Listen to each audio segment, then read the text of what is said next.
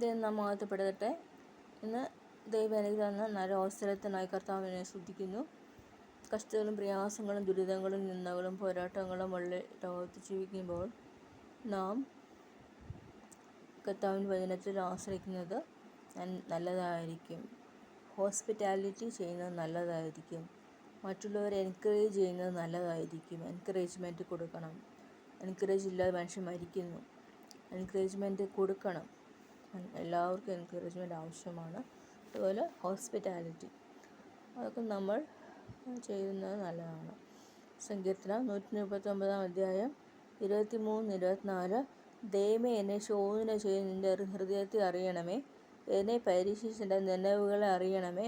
വ്യസനത്തിലുള്ള മാർഗം എന്നിലുണ്ടോ എന്ന് നോക്കി ശാശ്വത മാർഗത്തിൽ എന്നെ നടത്തണമേ. വ്യസനത്തിലുള്ള മാർഗം എന്നിലുണ്ടോ എന്ന് നോക്കി ശാശ്വത മാർഗത്തിൽ നടത്തണമേ. അങ്ങനെ നമ്മുടെ ജീവിതത്തിലിരുന്ന കുറവുകളും ഒക്കെ കർത്താവിനോട് ഏറ്റുപറയുമ്പോൾ, യേശുവിനോട് ഏറ്റുപറയുമ്പോൾ പുതുബലൻ പുതുശക്തി നമ്മൾക്ക് പ്രാപിക്കും. കർത്താവ് നമ്മളെ ബലപ്പെടുത്തും, അനുഗ്രഹിക്കും. കർത്താവ് നടത്തും. വ്യസനത്തിലുള്ള മാർഗമുണ്ടോ എന്ന് നോക്കി ശാശ്വത മാർഗത്തിൽ കർത്താവ് എന്നെ നടത്തണമേ എന്ന് ദാവീദിൻ്റെ സങ്കീർത്തനം. ദൈവമേ, എന്നെ ശോധന ചെയ്ത് ഹൃദയത്തെ അറിയണമേ. എൻ്റെ ഹൃദയത്തെ അറിയണമേ. കർത്താവ് എന്നെ പരീക്ഷിച്ച നിലവുകളെ അറിയണമേ. നമ്മുടെ നിലവുകളെല്ലാം നല്ലതായിരിക്കാൻ കർത്താവ് രാത്രികാലം ഇടയാക്കട്ടെ.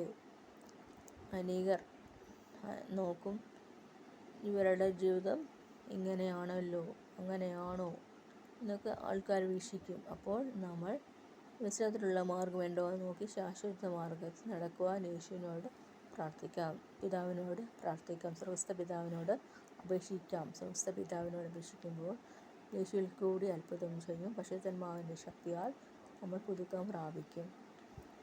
നിന്ദകളും പോരാട്ട പ്രതിസന്ധികൾ, പ്രതികൂലങ്ങളാണ്. യേശുവിനെ അറിയുന്നവർക്ക് പ്രതികൂലങ്ങളേ ഉള്ളൂ. അങ്ങനെയുള്ള കാലഘട്ടത്തിൽ നമ്മൾ ജീവിക്കുന്നു. അങ്ങനെ കുടുംബത്തിലും വെളിയിലും നമ്മൾക്ക് പ്രശ്നങ്ങൾ വരും. എന്നാൽ കർത്താവ് അവിടെ എല്ലാം കൂടെയുണ്ട്. യേശു കൂടെയുണ്ട്. ഇമ്മാനുവേൽ കൂടെയുണ്ട്. ഇമ്മാനുവേൽ യേശു കൂടെയുണ്ട്. ഇമ്മാനുവേലിൻ്റെ അർത്ഥം യേശു, ഞാൻ നിന്നോട് കൂടെ, യേശു കൂടെയുണ്ട്.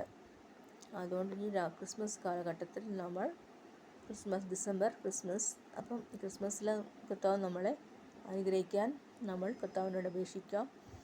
പിതാവിൻ്റെ ഇഷ്ടം ചെയ്യുവാൻ നമ്മൾ പരിപൂർണമായി വിട്ടുകൊടുക്കാം. കർത്താവ് നമ്മളെ സഹായിക്കട്ടെ. നമ്മുടെ ഫ്രണ്ട്സ്, നമ്മുടെ പേരൻസ്, നമ്മുടെ ബ്രദേഴ്സ്, സിസ്റ്റേഴ്സിനൊക്കെ അനുഗ്രഹിക്കാൻ, ചിൽഡ്രൻ ഇവരൊക്കെ അനുഗ്രഹിച്ച് പ്രാർത്ഥിക്കാം ഈ ക്രിസ്മസ് കാലഘട്ടത്തിൽ. ആമീൻ, ആമീൻ.